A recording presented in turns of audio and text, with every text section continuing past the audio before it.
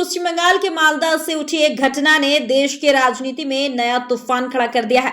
न्यायिक अधिकारियों के घेराव को लेकर अब आरोप प्रत्यारोप का दौर तेज हो गया है और खुद मुख्यमंत्री ममता बनर्जी ने इस पूरे मामले में बड़ा बयान दिया है। मालदा में एक चुनावी रैली को संबोधित करते हुए मुख्यमंत्री ममता बनर्जी ने इस घटना के लिए AIMIM और ISF को जिम्मेदार ठहराया। इतना ही नहीं, उन्होंने भारतीय जनता पार्टी और इंडियन नेशनल कांग्रेस पर भी लोगों को उकसाने का आरोप लगाया। ममता ने कहा कि घटना एक साजिश के तहत कराई गई है ताकि चुनावी माहौल को प्रभावित किया जा सके। वहीं दूसरी ओर पश्चिम बंगाल कांग्रेस अध्यक्ष शुभंकर सरकार ने इस पूरे मामले के लिए सीधे तौर पर चुनाव आयोग को जिम्मेदार ठहराया। उन्होंने कहा, मालदा घटना के लिए चुनाव आयोग पूरी तरह जिम्मेदार है।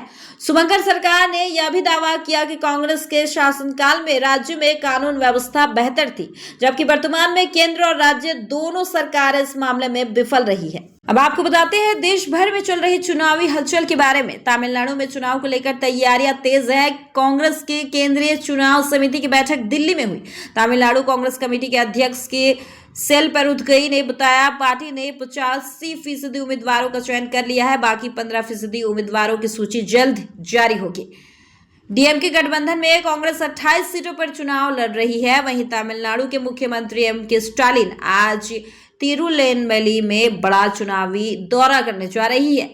वे तूतीकोरिन पहुंचकर सड़क मार्ग से तिरुनेलवेली जाएंगे और एक बड़ी जनसभा को संबोधित करेंगे। इसी रैली में राधापुरम से उम्मीदवार उप्पाबू, पलायम कोट्टुई से अब्दुल वहाब, तिरुनेलवेली से सुब्रमण्यम और कांग्रेस के उम्मीदवारों के लिए भी समर्थन मांगा जाएगा। असम में भी सियासी तापमान बढ़ता जा रहा है। राज्य के वरिष्ठ मंत्री अशोक सिंघल ने दावा किया है कि भाजपा को इस बार ऐतिहासिक और असाधारण जनादेश मिलेगा।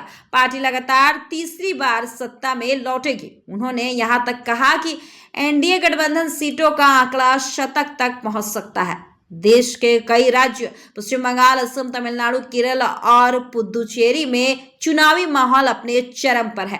राजनीतिक दल लगातार रैलियां कर रहे हैं, आरोप प्रत्यारोप तेज हो रहे हैं और हर बयान चुनावी समीकरण बदल सकता है।